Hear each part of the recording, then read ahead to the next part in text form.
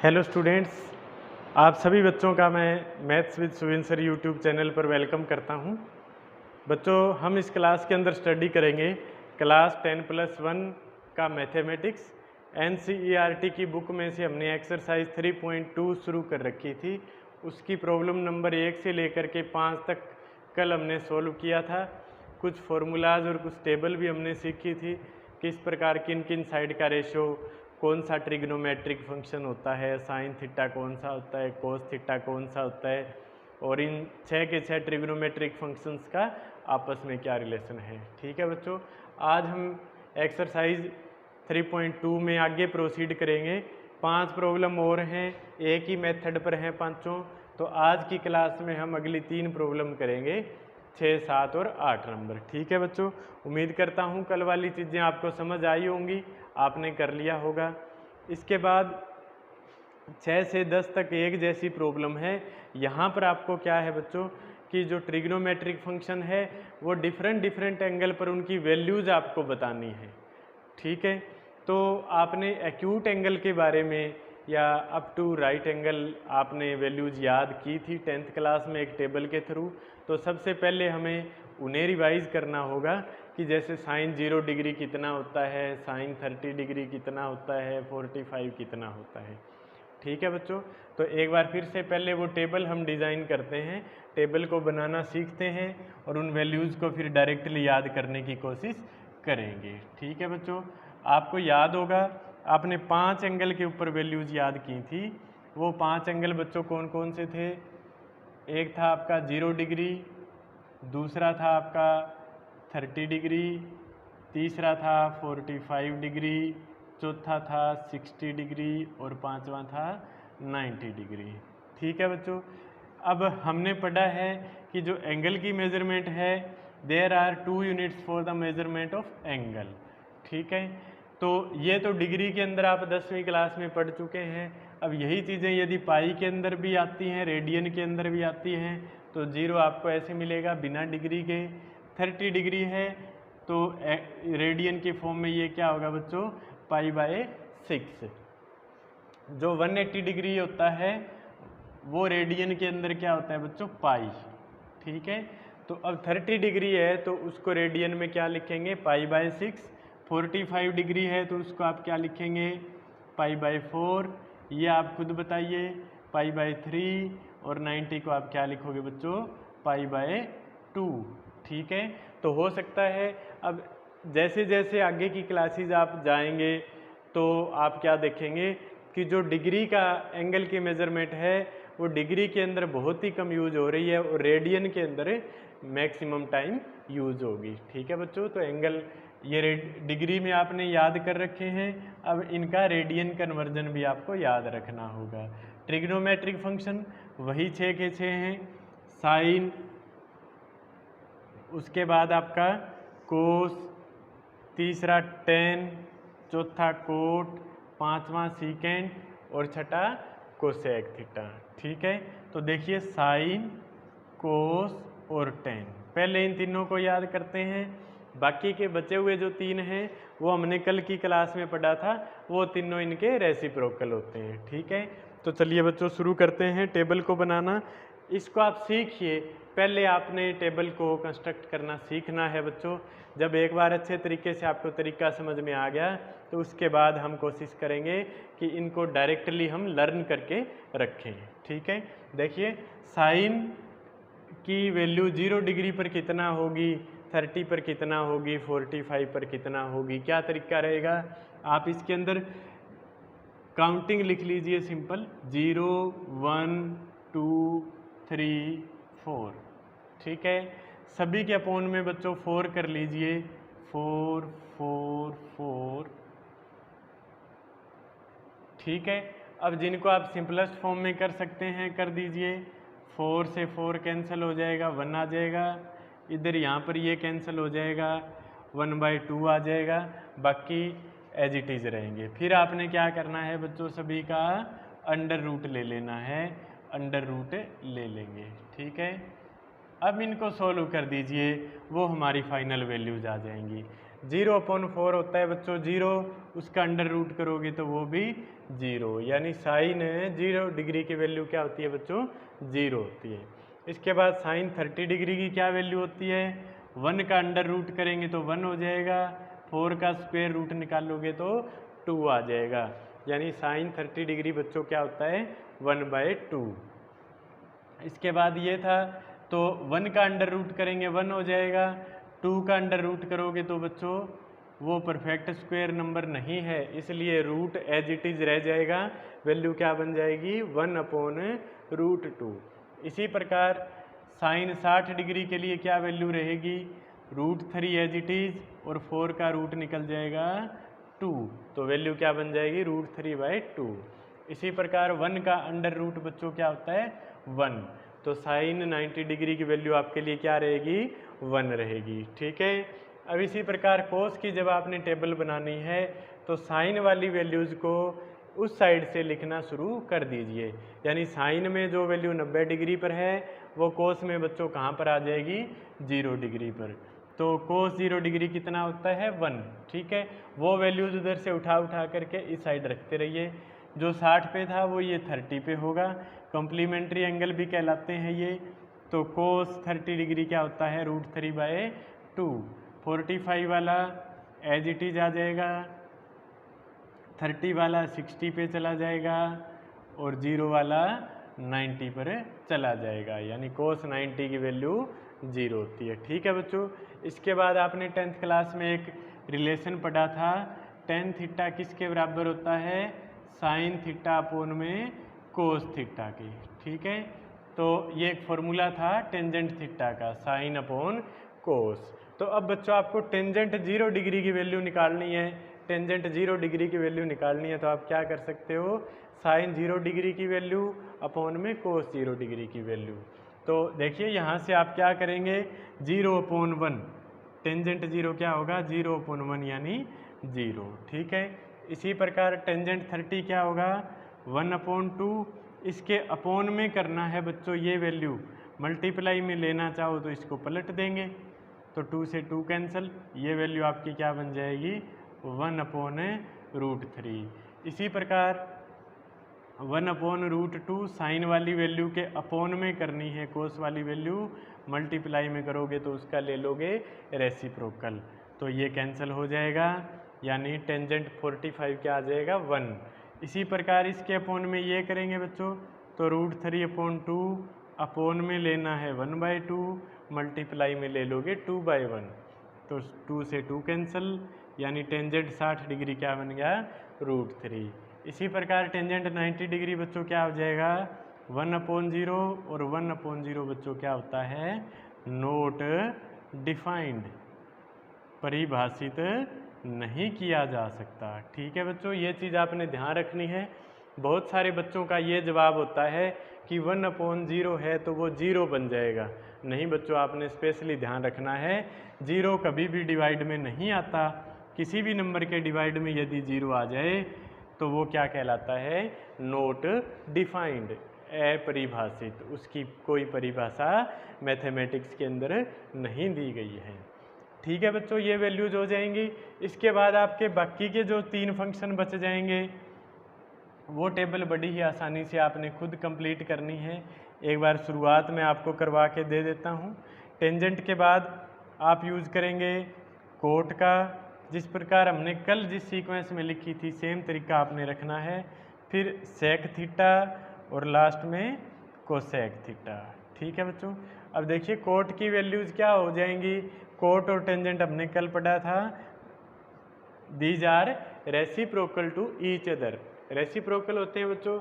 ये 0/1 था तो कोट क्या बनेगा पलट जाएगा रेसिप्रोकल 1/0 और 1/0 क्या होता है नोट डिफाइन। इसी प्रकार कोट 30 क्या हो जाएगा टेंजेंट का रेसिप्रोकल यानी √3/1, 1 का रेसिप्रोकल 1 ही होता है, √3 का रेसिप्रोकल करोगे तो बच्चों 1/√3 हो जाएगा, नोट डिफाइंड का रेसिप्रोकल करोगे तो बच्चों 0 हो जाएगा क्योंकि 0 ऊपर चली जाएगी। ठीक है ना, ये डिफरेंस फिर से समझो, यदि 0/4 आपको दे रखा हो तो उसका आंसर 0 होता है, 4/0 हो तो वो नोट डिफाइंड होता है। इसी प्रकार फिर सेक थीटा है आपके पास, तो सेक थीटा हमने कल पढ़ा था किसका रेसिप्रोकल होता है बच्चों, कोस का। ठीक है, तो कोस की वैल्यू 1 है, तो सीकेंट की 0 पर क्या हो जाएगी, 1 का रेसिप्रोकल लेंगे 1 ही हो जाएगा। 30 डिग्री पर क्या हो जाएगा, 2/√3। 45 पर क्या हो जाएगा, √2।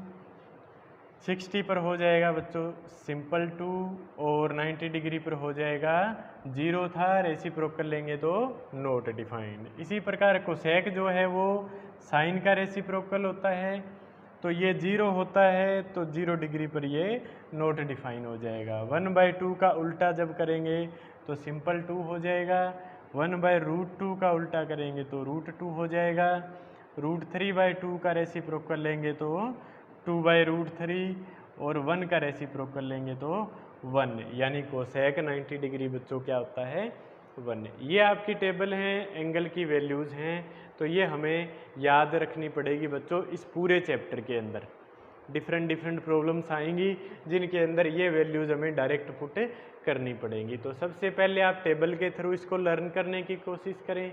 जब 3 या 4 बार ट्राई करने के बाद आपको लगे कि आपको टेबल बनाना याद आ गई है, तो फिर आप इनको डायरेक्टली याद रखने की कोशिश करें। ठीक है ना, जैसे साइन 45 डिग्री 1/√2 होता है, कोस 60 डिग्री आपसे पूछे तो उसकी अलग वैल्यू है, कोट 45 की अलग है, कोसेक 30 डिग्री, यानी कोई भी वैल्यू उठा करके आपसे पूछे तो वो आपको डायरेक्टली याद हो जानी चाहिए। ठीक है बच्चों, तो ये आपका काम है जो आपने पहले तैयार करना है, उसके बाद प्रॉब्लम शुरू करते हैं। ठीक है, तो देखिए प्रॉब्लम नंबर 6 में आपको बच्चों क्या दे रखा है, साइन 765 डिग्री। ठीक है, आपको क्या करना है, find the value of the trigonometric function, इसकी वैल्यू आपने फाइंड करनी है। ठीक है बच्चों, अब 765 डिग्री हमने डायरेक्ट क्या है, सिर्फ एक्यूट एंगल के फॉर्मूले किए हैं। आप इसको बदल सकते हैं बच्चों। देखिए आपको पता है कि जो हमारा क्वाड्रेंट सिस्टम था, हमारा जो प्लेनर ग्राफ होता है, तो उसके अंदर एक जो राउंड है आपका, एक जो कंप्लीट एंगल है वो 360 डिग्री का होता है, यानी 2π का होता है। ठीक है, उसके बाद फिर से जो हमारा वैल्यू है वो फर्स्ट क्वाड्रेंट में एंट्री कर जाती है, फिर सेकंड में, थर्ड में और फोर्थ में, यानी 360 डिग्री के बाद में आपका एक साइकिल, एक रिवॉल्यूशन कंप्लीट हो जाता है। तो साइन 765। ठीक है बच्चों, आप इसको लिख सकते हो, देखिए 360 की फॉर्म में चेंज करें, 360 का एक चक्कर हो गया। ठीक है, फिर 360 घुमा, यानी 720 में 2 चक्कर लग गए, फिर और जो एंगल है प्लस वो आगे बढ़ जाएगा। तो 765 को बच्चों आप क्या लिख सकते हैं, 2 × 360।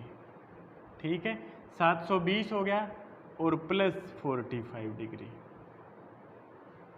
ठीक है बच्चों, तो ये आपका क्या हो गया, साइन 2 × 360, 360 यानी क्या होता है 2π। ठीक है, तो 2π आप इसको क्या लिख सकते हैं, साइन n × 2π, जहाँ पर n क्या है, एक नेचुरल नंबर है। ठीक है, तो 2π + थीटा यानी 45 डिग्री। अब शुरू में बच्चों हमने टेबल सीखी थी कि किस प्रकार से बड़े एंगल को एक्यूट एंगल में चेंज करना है। पाई + थीटा आ जाए तो कैसे लिखना है, पाई - थीटा को कैसे लिखना है, और 3π/2 + थीटा हो तो कैसे चेंज करना है, थीटा के अंदर 3π/2 - थीटा हो तो कैसे करना है, 2π - थीटा को कैसे कन्वर्ट करना है, 2π + थीटा को कैसे चेंज करना है। वो टेबल आप देखें, मैंने आपको पहले करवा रखी है। तो उस टेबल से आप क्या पाएंगे कि 2π + थीटा।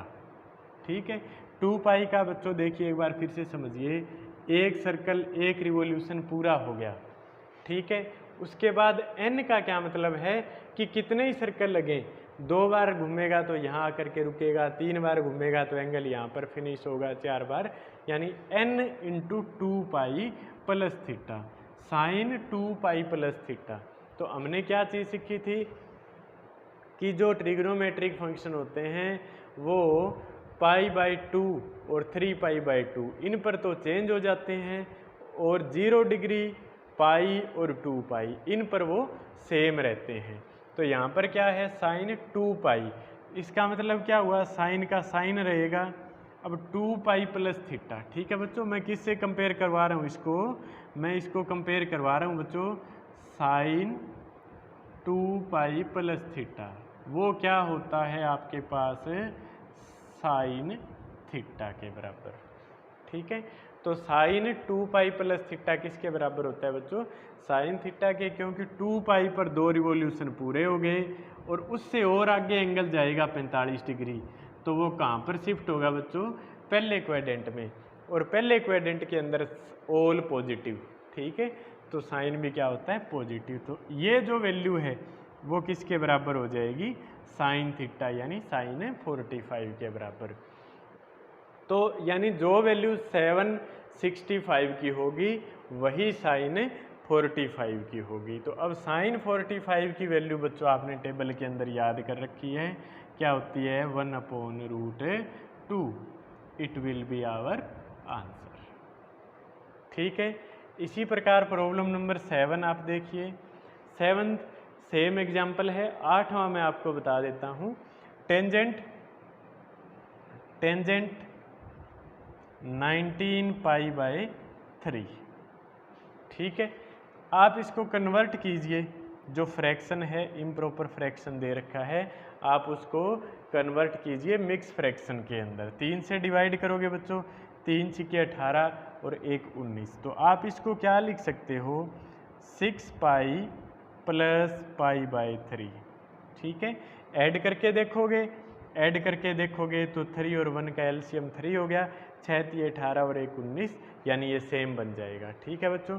अब इसको हमें कन्वर्ट करना है, तो 6π को आप क्या लिख सकते हो, 3 × में 2π, ठीक है। n × में 2y के अंदर हम कन्वर्ट कर रहे हैं, तो 3 × में 2π और प्लस π/3 यानी 60 डिग्री, ऐसे की ऐसे, ठीक है। अब ये यहाँ पर फॉर्मूला हमारा कौन सा अप्लाई हो जाएगा, टेंजेंट 2π प्लस थीटा। अब tangent 2π plus theta, 2π plus theta हो तो वो हमेशा फर्स्ट क्वाड्रेंट में बनता है, और फर्स्ट क्वाड्रेंट में हमेशा एंगल पॉजिटिव होते हैं। तो ये बच्चों क्या हो जाएगा, tan थीटा, ठीक है, tan थीटा के बराबर हो जाएगा। तो इस वैल्यू को आप क्या कह सकते हो, टेंजेंट π/3 यानी टेंजेंट 60 डिग्री, और टेंजेंट π/3 की वैल्यू बच्चों क्या होती है, √3। तो ये हमारा आंसर आ जाएगा कि टेंजेंट 19π/3 की वैल्यू भी वही होगी जो टेंजेंट π/3 की वैल्यू होती है, ठीक है बच्चों। तो ये आपकी प्रॉब्लम नंबर 8 होगी। 7वां जो एंगल है वो वाला भी सेम छठे की तरह है, वो आपने खुद सोल्व करना है। यदि फिर भी कोई दिक्कत आए तो आप विदाउट एनी हेजिटेशन आप ज़रूर पूछ लें, ठीक है बच्चों। इस टेबल के साथ ही साथ एक आपने 10th क्लास के अंदर 3 मेन फार्मूलाज पढ़े थे, वो भी आप इसमें नोट कर लेना, ठीक है। बोल देता हूँ मैं फार्मूलाज क्या क्या होते हैं, वो जिनकी बराबर में एक वैल्यू आप याद कीजिए, रिमाइंड कीजिए, याद आया होगा, =, में 1 दिया हुआ होता है। पहला फॉर्मूला बच्चों आपने लिखा था sin square theta plus cos square theta = 1, ठीक है। ये जो 3 फार्मूला का सेट है ये मेन फार्मूलाज के नाम से जाना जाता है। तो पहला मेन फार्मूला ये था। दूसरा फार्मूला आपके पास होता है बच्चों cosec square minus cot square = 1, और तीसरा मेन फार्मूला होता है secant square minus ten square = 1, ठीक है। तो ये 3 मेन फार्मूलाज आप हेडिंग डाल लेना, मेन फार्मूलाज, और ये तीनों जो फार्मूलाज हैं वो आपने इस टेबल के साथ ही नोट कर लेने हैं, क्योंकि इनकी भी हमें आगे ज़रूरत पड़ने वाली है, ठीक है बच्चों। तो यदि बताई गई चीज़ें आपको समझ में आई हैं, आप सेटिस्फाई हैं, तो आप वीडियो को लाइक ज़रूर करें, और आपके सर्कल के अंदर, आपके लिंक के अंदर वीडियो को ज़्यादा से ज़्यादा शेयर करें। मेरा व्हाट्सएप नंबर स्कूल के बच्चों को बताया हुआ है 9414 1648994 तो स्कूल के जो बच्चे हैं, मेरे स्कूल के जो बच्चे हैं, वो अपना नोटबुक है वो टाइम टू टाइम इस व्हाट्सएप नंबर पर भेजते रहें। अपने फादर का और विलेज का नेम भी ज़रूर डाल दें साथ में। कोई क्वेरी यदि आपकी है तो भी आप इस व्हाट्सएप नंबर पर डायरेक्टली ज़रूर पूछ लें। और आपके पास कोई सुझाव है क्लासेस से संबंधित तो आप ज़रूर शेयर करें बच्चों। You are most welcome with maths with Suvin sir YouTube channel. Okay students, thank you, have a nice day.